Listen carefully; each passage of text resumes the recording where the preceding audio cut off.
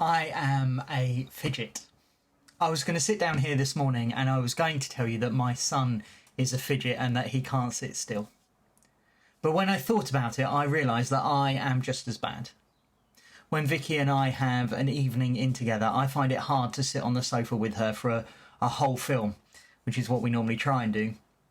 I usually have to get up to make drinks, get snacks, do a bit of tidying, whatever, anything to keep moving. People who pop into church from time to time will know that I can often be found pottering around the building doing odd jobs. I save up a few little jobs that need doing in different parts of the building.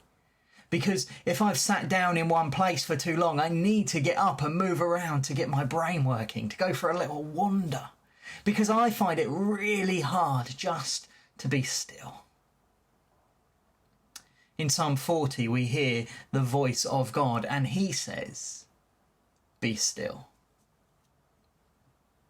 God is our refuge and strength, an ever-present help in trouble. Therefore we will not fear though the earth give way and the mountains fall into the heart of the sea, though its waters roar and foam and the mountains quake with their surging. There is a river whose streams make glad the city of God, the holy place where the Most High dwells. God is within her, she will not fall. God will help her at the break of day. Nations are in uproar, kingdoms fall. He lifts his voice, the earth melts. The Lord Almighty is with us, the God of Jacob is our fortress. Come and see what the Lord has done, the desolations he has brought on the earth. He makes the wars cease to the ends of the earth. He breaks the bow and shatters the spear. He burns the shields with fire. He says, "Be still and know that I am God. I will be exalted among the nations. I will be exalted in the earth." The Lord Almighty is with us. The God of Jacob is our fortress. The picture in the psalm is of a city under siege. And I guess the king is frantically trying to come up with a solution. How will we get out of this? How will we defeat this enemy that surrounds us? I cannot sit here forever. I need to get up and move. I need to make a decision and go forwards. But our God is the God who makes wars to cease, our protector and our strength. And sometimes what we need to do is not rush out and fight.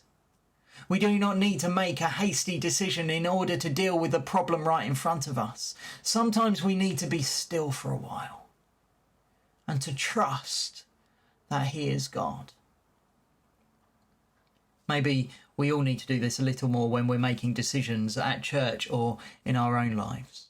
Sometimes these decisions, they seem really pressing, really important. But I think maybe we need to take more time to be still and listen, to be still and let God do his thing, to be still and know that our Lord is God over church buildings and funds over church plans, that our Lord is God over our own desires for the future, that our Lord is God over all the earth.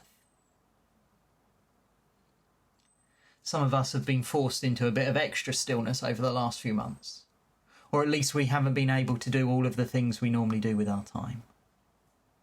Well, let me ask you, if you've had more time on your hands, have you spent more of it being still in the presence of God? It's not too late. Seek his face, listen for his voice. What does he want to say to you about your walk with him? What does he want to say to you about the life of the church? I'd encourage you, take some time today to be still and know that he's God. And when you've done that, take some time to do it tomorrow and the next day and the next day and the day after that and the one after that too.